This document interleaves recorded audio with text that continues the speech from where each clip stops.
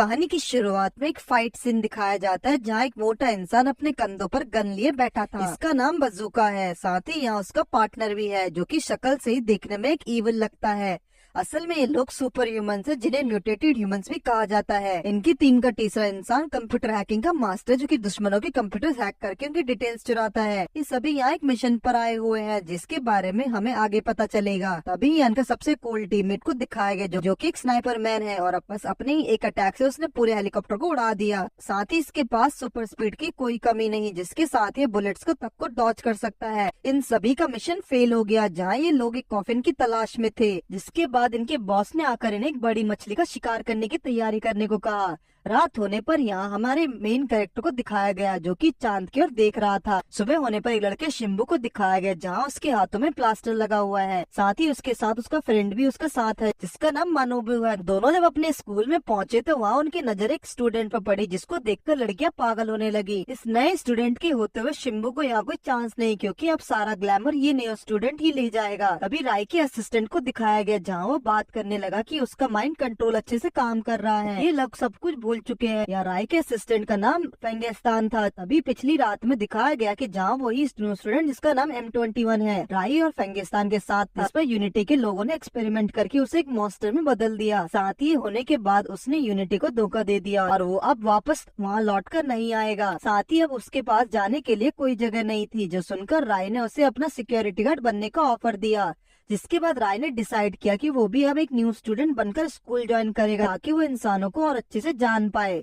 जिसके लिए वो लोगों से घुलना मिलना शुरू कर देता है और इससे शिम्बू और मानेबू राय के बहुत अच्छे दोस्त बन जाते हैं। यहाँ पता लगता है कि राय कोई नामामूली इंसान है, एक नोबलीज है और ये नोबलीज क्या होता है ये आगे पता चलेगा। जिसके बाद वो सभी लंच करने के लिए कैफेटेरिया में पहुँचते हैं जहाँ उसके दोस्त खाने पर टूट पड़ते हैं। लेकिन राय चॉपस्टिक पकड़कर खाने को घूरने लगा। उनके पूछने पर राय ने कहा कि वो इस खाने को मल्टीप्लाई होने का वेट कर रहा है। जिसके बाद फेंगिस्तान और M21 को दिखाया गया जो कि छत पर खड़े बात कर रहे थे। टाइम कितना बदल गया, लोगों में अब बहुत प्यार आ चुका है। तभी पीछे से राय आ गया जिससे यहाँ पता लगता है कि राय सालों से कॉफिन में नींद में था और जब वो उठा तो सब कुछ बदल गया। जहाँ हर इंसान में अलग कुछ बात है जो कि राय में नहीं है। राय को समझ नहीं आता कि वो क्या चीज है जिसमें लोग बैठकर गेम खेला करते हैं और वो अब तक उसे क्यों नहीं मिला। फेंगिस्तान बिल्कुल शॉक हो गया क्योंकि राय मोबाइल फोन की बात कर रहा था जो कि अब उसे भी बाकियों की तरह चाहिए। दूसरी तरफ M21 भी लोगों में मिलजुल कर रहना सीख रहा है और अगले ही दिन राय को मिलता है उसका न्यू फोन जो कि अभी ब्रांड न्यू निकला ही था। यहाँ पता चलता है कि मानो वो टेक्नोलॉजी में बहुत इंटरेस्टेड है और वो हैकिंग और टेक्नोलॉजीज में एक एक्सपर्ट है।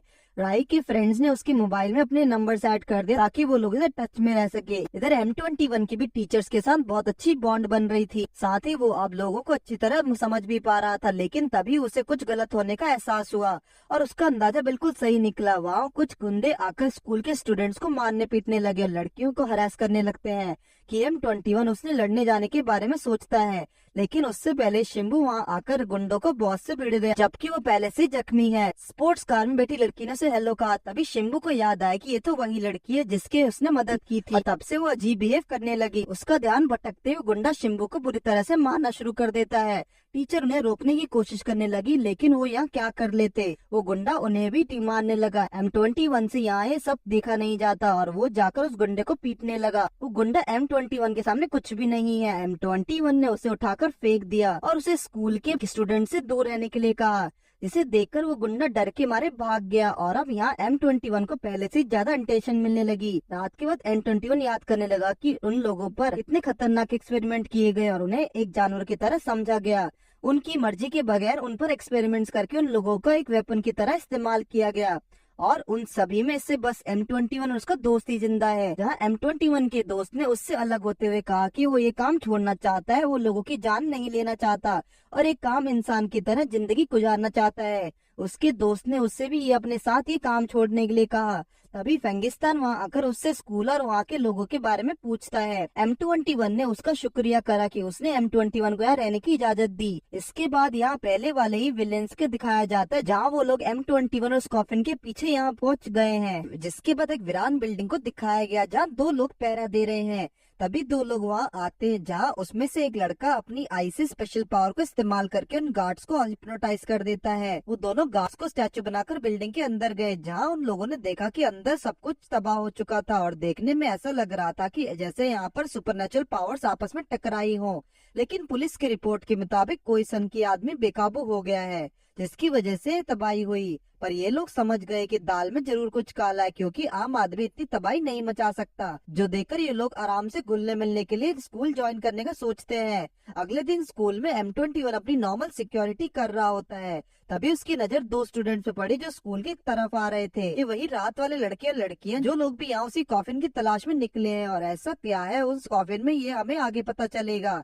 M21 उन्हें देखकर स्कूल में जाने को कहता है, लेकिन तभी वो लड़का यहाँ पर M21 पर अपनी आई कंट्रोल पावर्स का इस्तेमाल करके उसे हिप्नोटाइज करने की कोशिश करता है। पर यहाँ पर M21 कोई कमजोर तो था नहीं, उस लड़की का माइंड कंट्रोल काम नहीं करता। लेकिन वो समझ जाता है कि ये लोग कोई इंसान नहीं है, लेकिन वो फिर भी ऐसे दिखाता है कि उन लोगों को उनकी पावर से कंट्रोल हो गया हो, नॉर्मल इंसानों की तरह। जिसके बाद वो लोगों को अफगानिस्तान के पास ले जाता है, जहाँ ये लड़का अफगानिस्तान को भी माइंड कंट्रोल करने की कोशिश करता है। लेकिन अफगानिस्तान कहता है कि रिश्ते में तो हम तुम्हारे बाप लगते हैं। अफगानिस्तान खुद भी इन लोगों जैसा है, मगर इनसे बहुत ज्यादा डार्क पावर्स रखता है, इसलिए उसे कुछ नहीं होता और वो इन्हें नॉर्मली एडमिशन दे देता है। अफगानिस्तान ने जल्दी से राय को कॉल करके जानकारी दे दी कि कुछ मेहमान उससे मिलने आए थे, और क्लास में आने के बाद यहाँ इन दोनों को नाम रिवील हुआ। उस लड़की का नाम सियारा है। राची तो सियारा को सब कुछ सिखाने की जिम्मेदारी मिली है शिम्बू को, जहाँ माना भी तो सियारा को देखकर पागल होने लगा। तभी राचिस की नजर पड़ी राई पर, जहाँ राई के अंदर से बहुत ही ज्यादा डार्क और ऑरा निकल रहा है। राचिस राई पर नजर रखने लगा, क्योंकि उसे जानना है कि आखिर ये लोग हैं कौन, इसका नोबलिस से क्या रिश्ता है।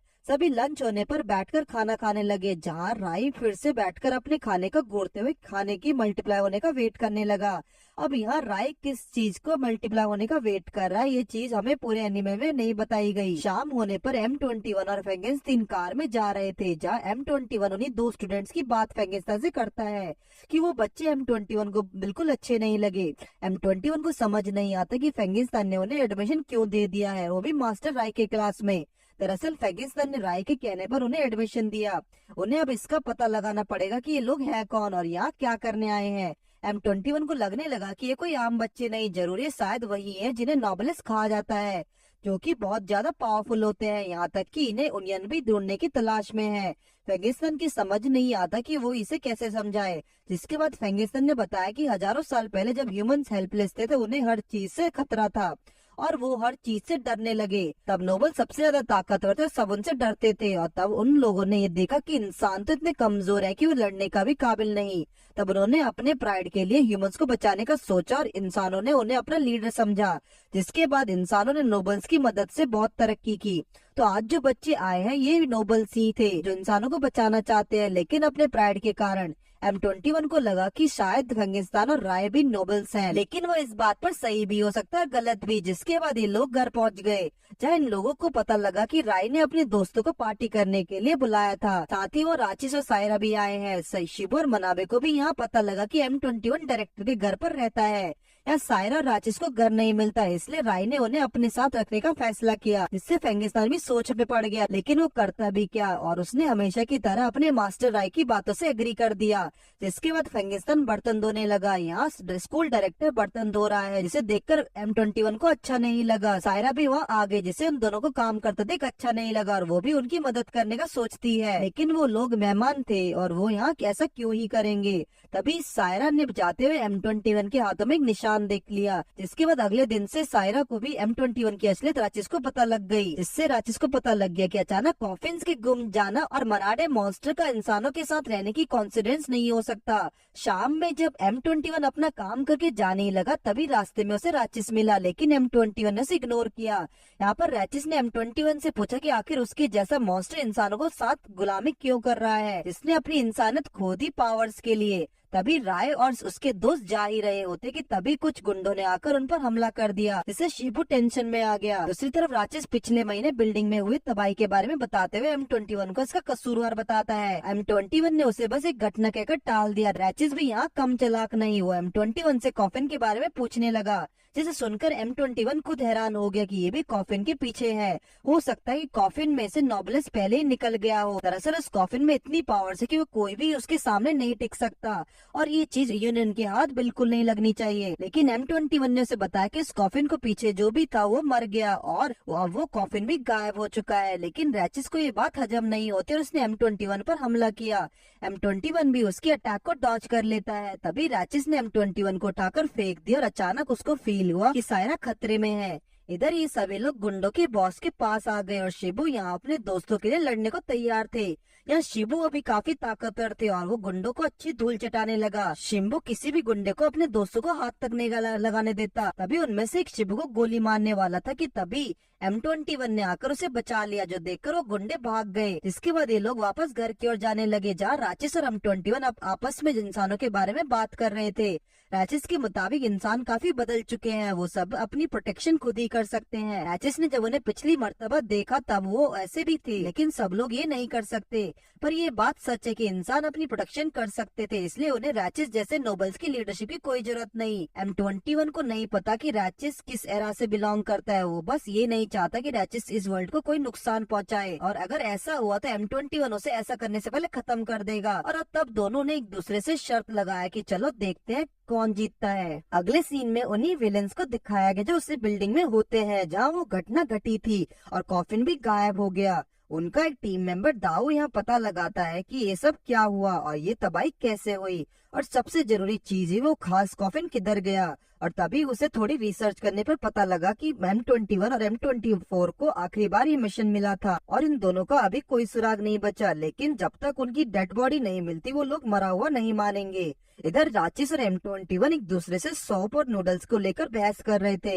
यहाँ राजेश को लगने लगा कि M21 को सौंप और नूडल्स ज्यादा मिले हैं और वो उससे उस नूडल्स का बॉल मांगते हुए बहस करता है, जिसके बाद राजेश फ्रैंकेनस्टाइन के माइंड कंट्रोल करके उसे सब कुछ भूलने को कहता है, लेकिन उस पर कोई उसका असर नहीं होने वाला। जिसके बाद उसने राय पर भी माइंड कंट्रोल करने की कोशिश की, लेकिन राय पर भी इसका कोई असर नहीं होता और राजेश सोच में पड़ गया कि उसके माइंड कंट्रोल का कुछ असर नहीं हुआ। और सुबह हो जाती है और M21 हमेशा की तरह अपनी ड्यूटी में लग गया। राय को ये M21 काफी बदला हुआ दिख रहा है। दूसरी तरफ क्लास में शिम्बू को थोड़ी चोटें आई हुई थी पिछली रात गुंडों की पिटाई के कारण। मानबू ने आकर उसे चिढ़ाया कि अगर M21 वहाँ न आता तो शिम्बू का खेल तो वहीं खत्म था। और यही शिम्बू की बातों से मानबू को लगा कि शिम्बू सायरा के सामने शो ऑफ कर रहा है, जो सुनकर शिम्बू को कुछ समझ नहीं आता। तभी राजेश और सायरा वहाँ आ गए। इसे देखकर मानव भी जाकर राजेश से दोस्ती बढ़ाने की कोशिश करने लगा और ये देखकर शिम्बू को लगने लगा कि शायद मानव लड़कों को पसंद करता है। इधर प्रिंसिपल रूम में राई और फेंगिस्तान को दिखाया जाता है, जहाँ फेंगिस्तान राजेश सायरा की फैमिली के बारे में राय को बताने लगा कि वो फैमिली बिल्कुल भी थे नहीं बदली। फेंगिस्तान उनकी फैमिली की बुराई करते हुए उन्हें कमजोर कहता है, जिस पर राय ने उसे इसे इंसल्ट करने से मना किया। दूसरी तरफ मानवों को दिखाया जाता है जहाँ वो अपने सर्वर्स से काम करा रहा था कि तभी गांव उसकी सर्वर्स को हैक करने की कोशिश करने लगा। लेकिन मानवों भी यहाँ कोई काम नहीं, वो अपने सर्वर्स को हैक नहीं होने देता और ऐसा करके मानवों को मजा आ रहा था। इधर गांव भी ये देखकर हैरान था कि उसके जैसा कोई और भी हैकर है और उसको भी ये सब करने में मजा आ रहा है। वो दोनों ही एक दूसरे को काफी अच्छी टक्कर दे रहे थे कि तभी शिबू से लैपटॉप का वायर निकल गई, जिससे सर्वर्स ऑफ हो गए।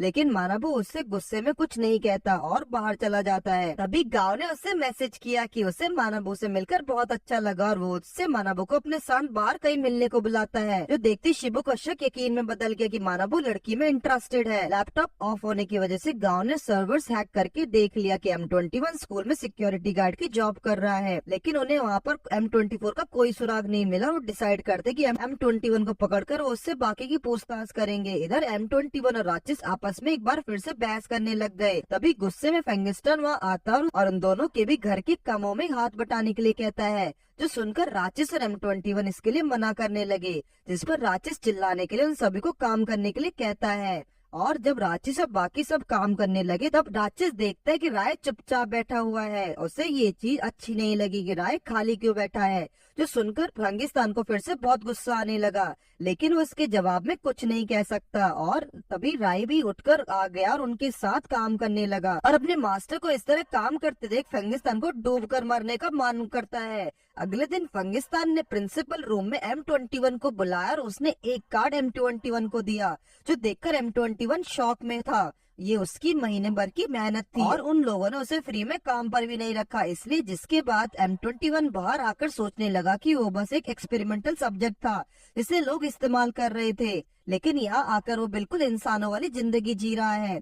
और अब उसकी जिंदगी में कितना सुकून आ गया, उसे उसके दोस्त भी मिल गए हैं। अब यही सब सोचते हुए M21 शाम में घर जा ही रहा होता है कि तभी उसके सामने शार्क और हैमर आ गए।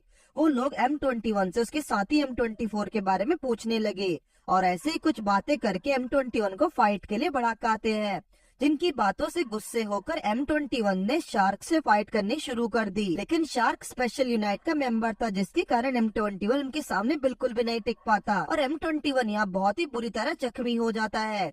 तभी राइचिस और सायरा वहाँ आकर शार्क से लड़ने के लिए तैयार होता है और शार्क उस पर अटैक करता है, लेकिन M21 ने बीच में आकर उसका अटैक अपने पर ले लिया, क्योंकि वो राइचिस को कमजोर समझता है, जिसके कारण M21 बुरी तरह से घायल हो गया। तभी उनका बॉस वहाँ आता और उसने उन लोगों को M21 को नुकसान पहुँचाने से मना किया। उनके बॉस ने M21 को अपने साथ चलने को कहा, जिस पर M21 ने सायरा और राइचिस की जान बचाने के लिए उन्हें साथ चलने को राजी हो गया, और साथ ही उसने उन लोगों को राइचिस और सायरा को कोई चोट न पहुंचाने को कहा, क्योंकि वो लोग बच्चे थे और उनका इसमें कोई हाथ नहीं। इस पर उनका बॉस मान गया और M21 को अपने साथ चलने को कहा। राइचिस को ये देखकर गुस्सा आता है और उसे लगा कि M21 ने उन लोगों को धोखा दिया। दूसरी तरफ मानाबू इधर उसी हैकर को फिर से कांटेक्ट करता है और इस बार भी दोनों एक दूसरे को कंपटीशन देने में मजा आने लगा। गांव ने मानाबू को मिलने के लिए बुलाया। इधर राइचिस और सायरा फंगिस्तान को आकर बताते हैं कि M21 ने उन्हें धोखा दिया।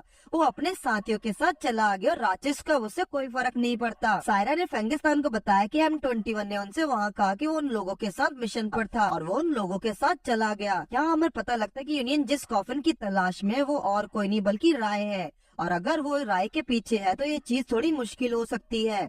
दूसरी तरफ M21 को किडनैप किया गया और ये लोग उसे टॉर्चर करके कॉफिन के बारे में इंफॉर्मेशन निकालने की कोशिश करते हैं, लेकिन M21 बिल्कुल बदल चुका है और राय के बारे में कुछ भी नहीं बताना चाहता, जिसके लिए वो उनका टॉर्चर बर्दाश्त करता है, जो देखकर शार्क उसे बार बार मारे जा रहा था। लेकिन यहाँ पर वो ब्लू बादल वाला लड़का थोड़ा दयालु था, उसने आकर M21 को पानी पिलाया। उसको अच्छा नहीं लग रहा था कि उसके टीममेट को इतनी बुरी तरह से पीटा जा रहा है, जो सुनकर M21 ने उन लोगों को कॉफिन के बारे में बताने के लिए राजी हो गया, लेकिन सिर्फ एक शर्त पर। उसको अपने साथियों की इन्फॉर्मेशन चाहिए कि एक्सपेरिमेंट से पहले वो लोग कौन थे और ये काम तो उनके लिए आसान होगा, और वो लोग डील डन करते हैं। लेकिन M21 को काफी भूख लगी थी, तो खाने के लिए उससे कुछ मांगता है और उसे कुछ और नहीं बल्कि रेमन चाहिए। जिसके बाद हैकर उस ब्लू बादल वाले लड़के के पास आता है। उसे समझ नहीं आता कि उसके जैसा नॉर्मल लड़का इन लोगों के साथ कैसे जुड़ गया, जिस पर उसने बताया कि ये सब उसकी छोटी बहन की वजह से है।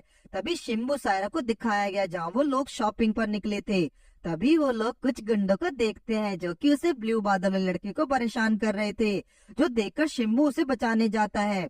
दूसरी तरफ मानाबू उस हैकर से मिलने आया था, जहाँ गांव को मानाबू के साथ कंपटीशन करके बहुत अच्छा लगा, क्योंकि वो पहला ऐसा इंसान है जिसने उसके सर्वर्स को बैरियर तोड़े। इधर शिम्बू उन गुंडों को पीट चुका है और वो लड़का उसे थैंक्स कहता है। यहाँ गांव ने मानाबू को बताया कि उसकी टीम में सभी उसे बस ऑर्डर करते हैं और अपनी ताकत का घमंड दिखाते हैं। मानाबू उसे बॉस कहने लगा क्योंकि वो उसकी बहुत रिस्पेक्ट करता है, जिससे गांव शॉक में था और खुश भी। इधर शाम में वो लड़का और गांव फिर से बात कर रहे थे, जहाँ गांव उसकी छोटी बहन को सर्च करने को सोचता है। उसे लगता है कि उसकी बहन को यूनियन ने पकड़ा हुआ है ताकि वो उसे मिशन करवा सके, इसलिए वो उसकी बहन की और एक बार ढूंढने की कोशिश करना चाहता है।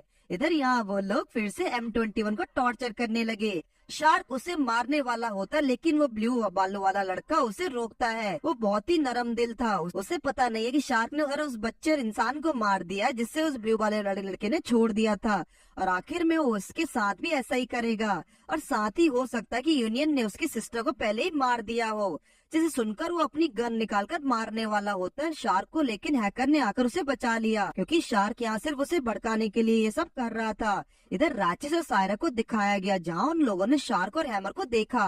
राचिस उन्हें देखकर उनके पास चला गया। उन लोगों ने राचिस को धमकाते हुए अपने साथ चलने के लिए कहा, लेकिन इतनी आसानी से कहा। शार्क ने उस पर अटैक करना शुरू कर दिया, लेकिन राचिस से इससे बड़ी आसानी से डॉज कर पा रहा था। राचिस शार्क पर अपनी आइज और अपने स्पेशल अटैक को इस्तेमाल करके उसे घायल कर देता है। शार्क को पहले से ही लग रहा था कि राचिस का जरूर कोई तो कोई ताल्लुक है M21 के साथ।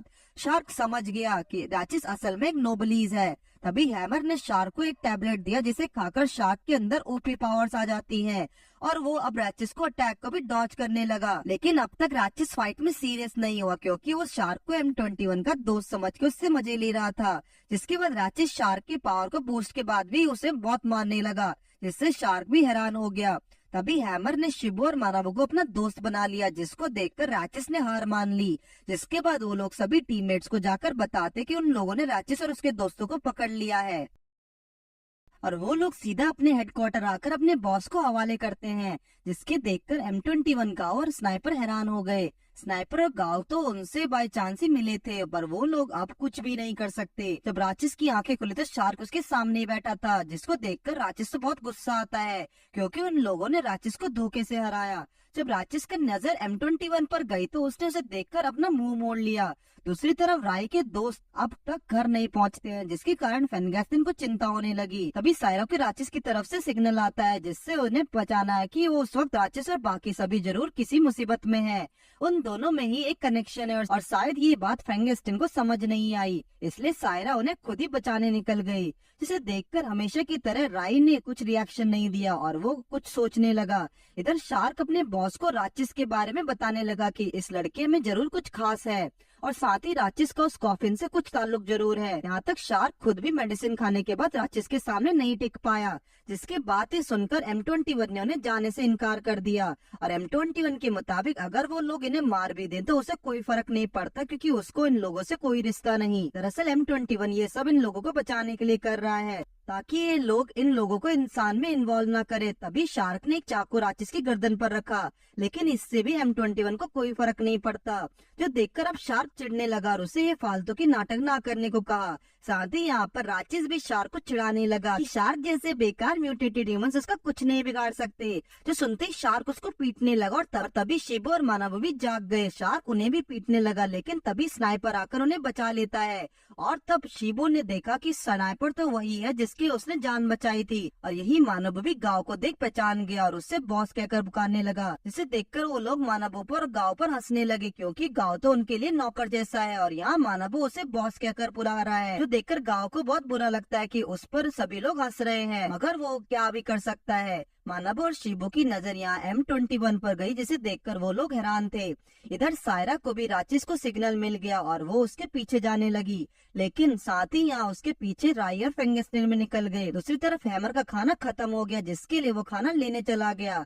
यहाँ शिबू M21 से जानना चाह रहा है कि उन लोगों को यहाँ क्यों लाया गया और उन लोगों की ऐसी क्या गलती है, लेकिन शार्क ये देखकर शिबू को फिर मारता है। सब उसे मना करने लगे, लेकिन इस बार उनका बॉस सबको शार्क को रोकने को मना करता है।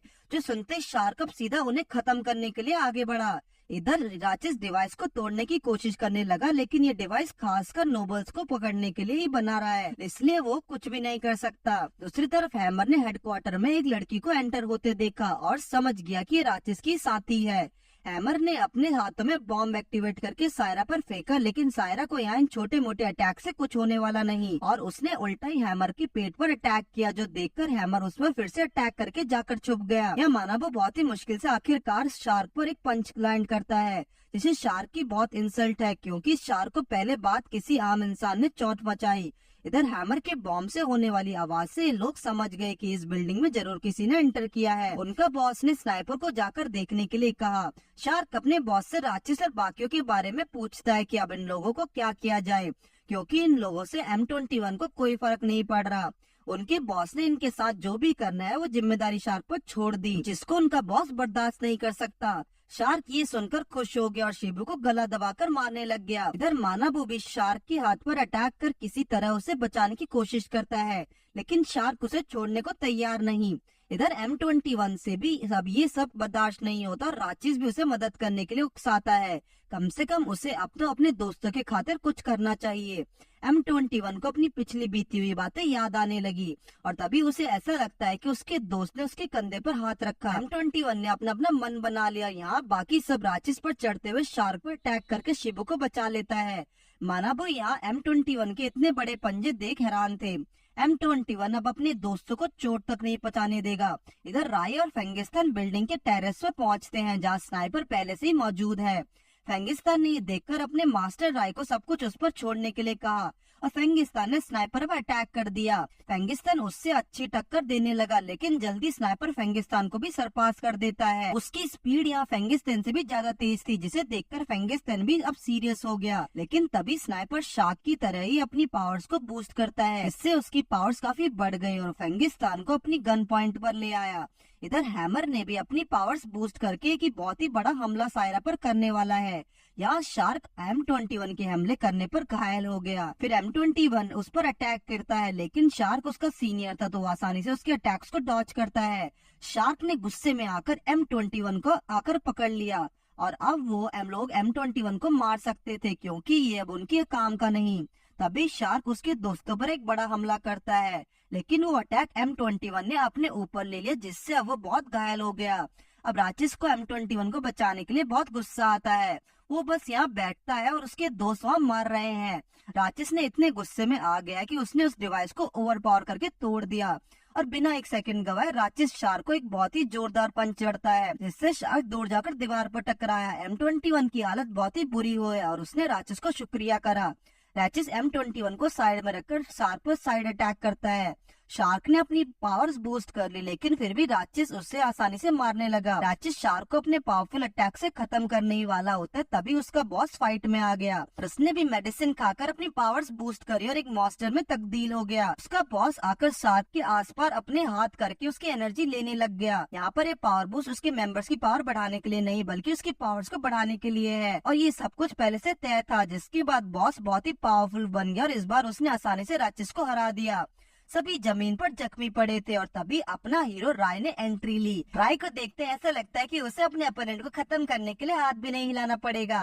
दूसरी तरफ स्नाइपर ने फेंगिस्तान को अभी भी अपने गन पॉइंट पर रखा हुआ है। फेंगिस्तान भले ही स्नाइपर ज्यादा ताकतवर है लेकिन अगर स्नाइपर को उसके हमले लगेंगे ही नहीं तो वो अटैक किस काम के। जिस बात पर फेंगिस्तान उसे अपनी असली पावर इस्तेमाल करने का सोचता है लेकिन यहाँ पर वो किसी बात पर हिचकने लगा। स्नाइपर यहाँ फेंगिस्तान को जल्दी खत्म करना चाहता है क्योंकि उसे उस लड़के को भी खत्म करना है जो फेंगिस्तान के साथ आया है।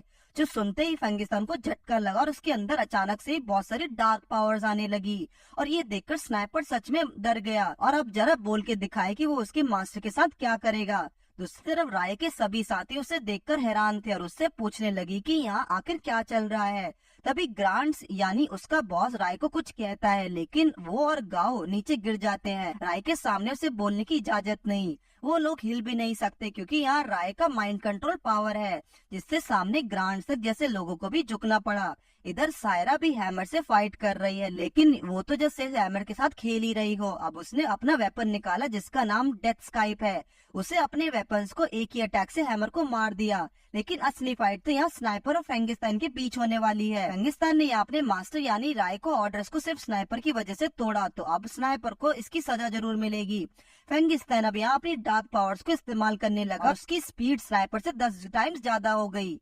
फेंगिस्तान अपने एक बड़े से हमले से स्नाइपर को मारने वाला था कि तभी स्नाइपर को अपनी छोटी बहन की याद आती और उसने अपनी गन से उन सबको अटैक को कैंसिल कर दिया जिसे देखकर फेंगिस्तान खुश हो गया। स्नाइपर अपनी गन से अटैक करने लगा लेकिन फेंगिस्तान को गोली लगकर जमीन पर गिर जाती है। फेंगिस्तान ने स्नाइपर पर फिर से एक बड़ा हमला किया जिससे स्नाइपर को बहुत चोट आई मगर वो एकदम से फेंगिस्तान पर गोली चलाता है जिससे इस बार फेंगिस्तान को थोड़ी चोट लगी और उसे खून निकलने लगा। फेंगिस्तान ने जब स्नाइपर के अंदर जब हार न मानने वाला जुनून देखा तो उसको उसमें इंटरेस्ट आ गया।